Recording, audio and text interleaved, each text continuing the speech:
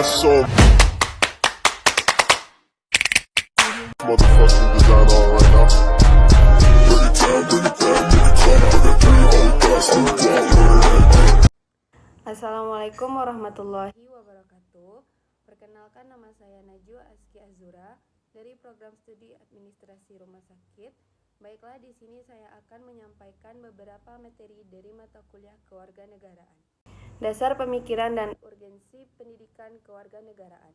Pendidikan adalah usaha sadar dan terencana untuk mewujudkan suasana belajar dan proses pembelajaran agar peserta didik secara aktif mengembangkan potensi dirinya untuk memiliki kekuatan spiritual keagamaan, pengendalian diri, kepribadian, kecerdasan, akhlak mulia, serta keterampilan yang diperlu dirinya, masyarakat, bangsa, dan negara.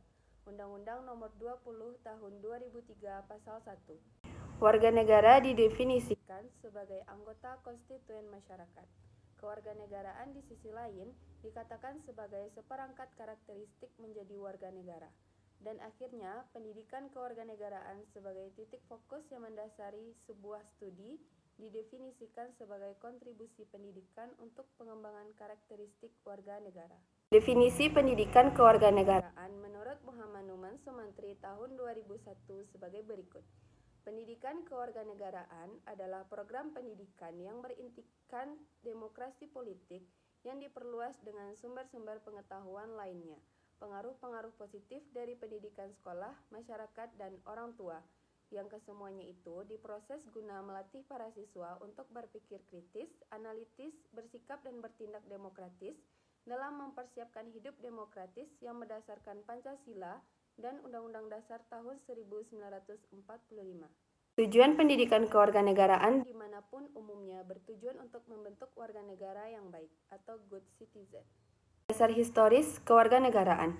Pendidikan kewarganegaraan di Indonesia awalnya diselenggarakan oleh organisasi pergerakan yang bertujuan untuk membangun rasa kebangsaan dan cita-cita Indonesia merdeka. Dasar yuridis kewarganegaraan. Pendidikan kewarganegaraan Indonesia lahir karena tuntutan konstitusi atau Undang-Undang Dasar 1945 dan sejumlah kebijakan pemerintah yang berkuasa sesuai dengan masanya. Dasar sosiologis kewarganegaraan. Pendidikan kewarganegaraan Indonesia dilakukan pada tataran sosial kultural oleh para pemimpin di masyarakat yang mengajak untuk mencinta tanah air dan bangsa Indonesia. Konsep dan urgensi identitas nasional. Apabila Anda ke luar negeri, ciri atau penanda yang dapat membedakan Anda itu dapat disebut sebagai identitas. Identitas umumnya berlaku pada entitas yang sifatnya personal atau pribadi. Sebagai contoh, orang dikenali dari nama, alamat, jenis kelamin, agama, dan sebagainya. Hal demikian umum dikenali sebagai identitas diri. Identitas juga dapat berlaku bagi kelompok masyarakat dan organisasi dari sekelompok orang. Sebuah keluarga memiliki identitas yang bisa dibedakan dengan keluarga yang lain. Sebuah bangsa sebagai bentuk persekutuan hidup dan negara sebagai organisasi kekuasaan juga memiliki identitas yang berbeda dengan bangsa lain.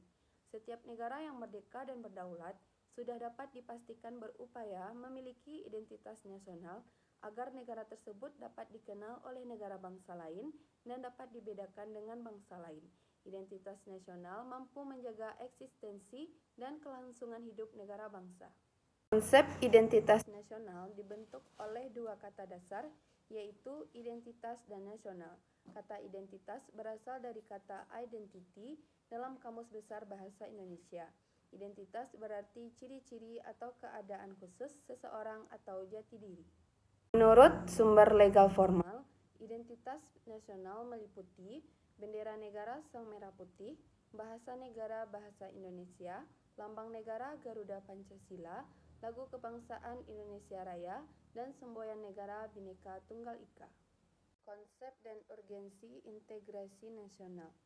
Suatu negara bangsa membutuhkan persatuan untuk bangsanya yang dinamakan integrasi nasional. Dapat dikatakan bahwa sebuah negara bangsa yang mampu membangun integrasi nasionalnya akan memperkokoh rasa persatuan dan kesatuan bangsa-bangsa yang ada di dalamnya. Integrasi nasional merupakan salah satu tolak ukur persatuan dan kesatuan bangsa. kita dapat menguraikan istilah integrasi nasional dari dua pengertian, secara etimologi dan terminologi. Etimologi adalah studi yang mempelajari asal-usul kata, sejarahnya, dan juga perubahan yang terjadi dari kata itu. Pengertian etimologi dari integrasi nasional berarti mempelajari asal-usul kata pembentuk istilah tersebut. Secara etimologi, integrasi nasional terdiri atas dua kata integrasi dan nasional. Terminologi dapat diartikan penggunaan kata sebagai suatu istilah yang telah dihubungkan dengan konteks tertentu. Mengintegrasikan bangsa umumnya menjadi tugas pertama bagi negara yang baru merdeka. Hal ini dikarenakan negara baru tersebut tetap menginginkan agar semua warga yang ada di dalam wilayah negara bersatu untuk negara yang bersangkutan. Lalu bagaimana mengembangkan integrasi nasional sebuah bangsa?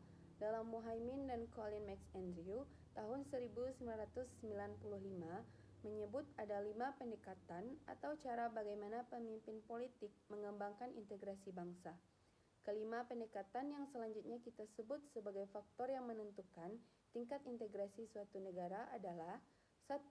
Adanya ancaman dari luar, 2. Gaya politik kepemimpinan, 3. Kekuatan lembaga-lembaga politik, 4. Ideologi nasional, dan 5. Kesempatan pembangunan ekonomi. Era globalisasi, tantangan itu ditambah oleh adanya tarikan global, di mana keberadaan negara bangsa sering dirasa terlalu sempit untuk mewadahi tuntutan dan kecenderungan global. Dengan demikian, keberadaan negara berada dalam dua tarikan sekaligus, yaitu tarikan dari luar berupa globalisasi yang cenderung mengabaikan batas-batas negara bangsa, dan tarikan dari dalam berupa kecenderungan menguatnya ikatan-ikatan yang sempit seperti ikatan etnis, kesukuan, atau kedaerahan.